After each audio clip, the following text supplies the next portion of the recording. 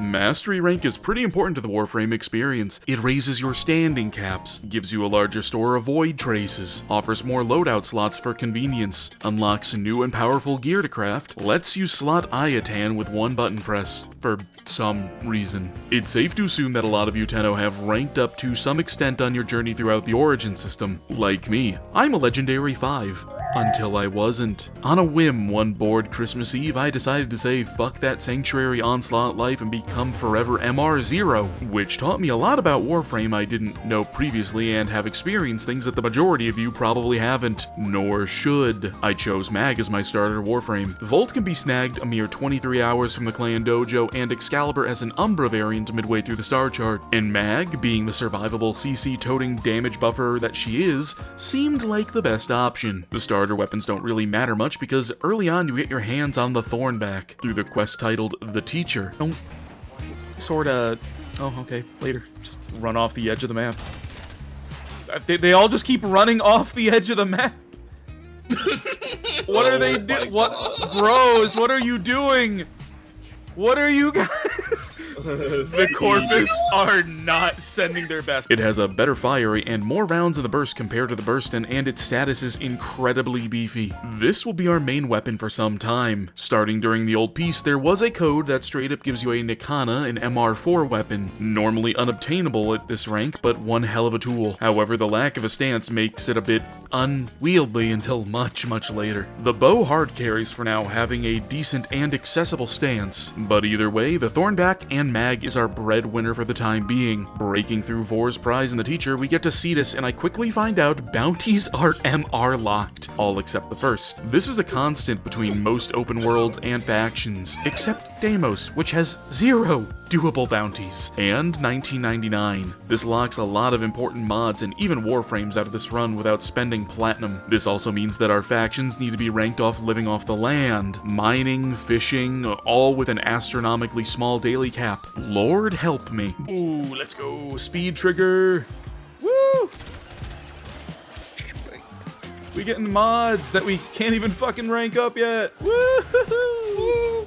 Free crack. But for some reason, down the line, armor bounties are fair game? Please make it make sense. And this isn't even the most ridiculous cap. Junctions no longer have an MR requirement like the days of old, usually locked behind basic progressions, such as ranking a mod or doing specific nodes. The new player experience is a hell of a lot better these days. I mean, I got 3 Archon shards for logging in. I'm never gonna be able to use these, but it's the thought that counts, I guess. But we do have some arbitrary MR bullshit that locks nodes like Oro Earth, needing MR5 to fight Vehek, or Tiana Pass, Mars, needing MR3 to do mirror defense. Despite Hydroid and Citrine having no MR requirements, their acquisition being behind these nodes makes them impossible to get. A bunch of frames like Inaros are locked behind Sands of Inaros, Titania is locked behind the Silver Grove. However, some quest frames can be farmed through the circuit down the line. This includes a few augments, which we will never see otherwise, since trading is locked behind MR2. And we can't even join a syndicate to get it ourselves. That is locked behind MR3. And to rub salt in my taint, this means we can't complete the Ceres Junction. Luckily for me,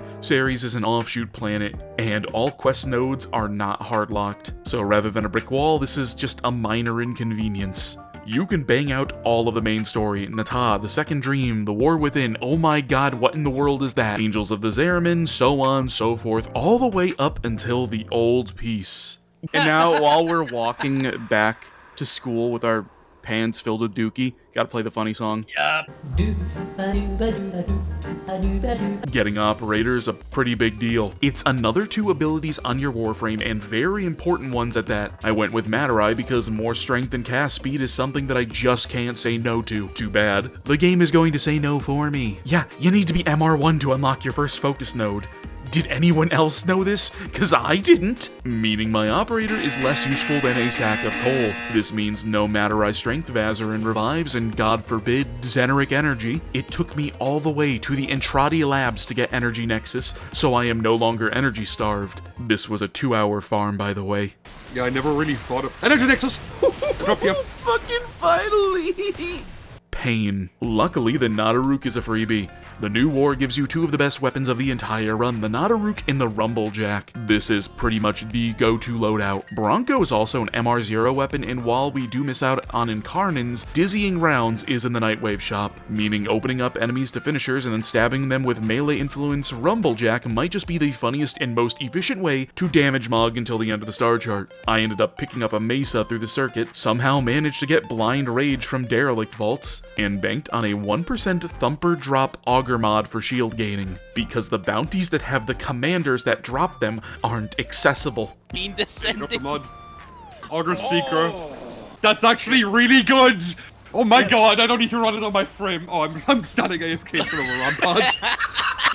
Yeah, this took only 2 thumpers, by the way. Our builds were coming together. This made arbitrations a breeze, raking in the Vitus and Endo for galvanized mods. Unfortunately, 404, Arcane's not found. Despite being able to get weapon arcanes and adapters on normal path and already gaining access to melee arcanes and the adapters through whispers, you cannot equip primary and secondary arcanes until Steel Path is unlocked.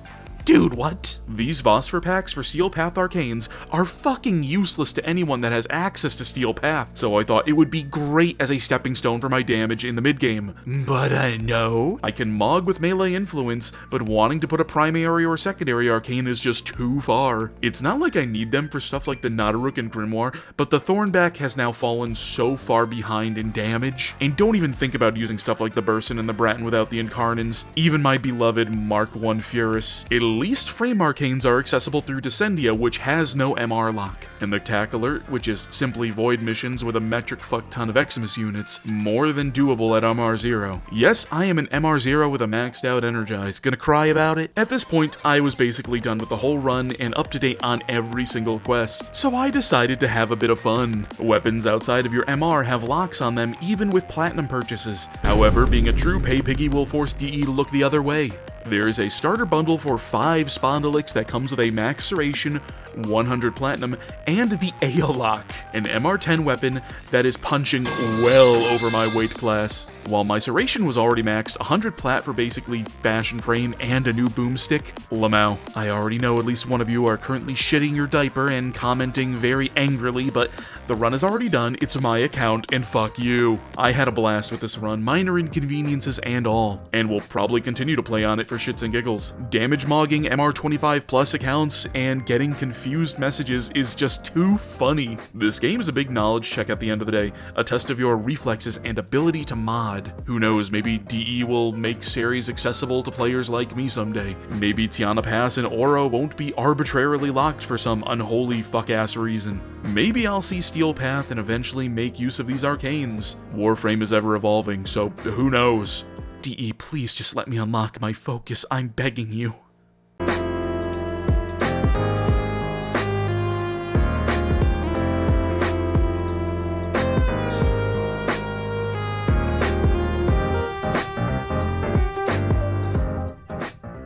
If you want to work at Digital Extremes, you need to be circumcised. They will do PP checks weekly to make sure you don't try to regrow it. Yep.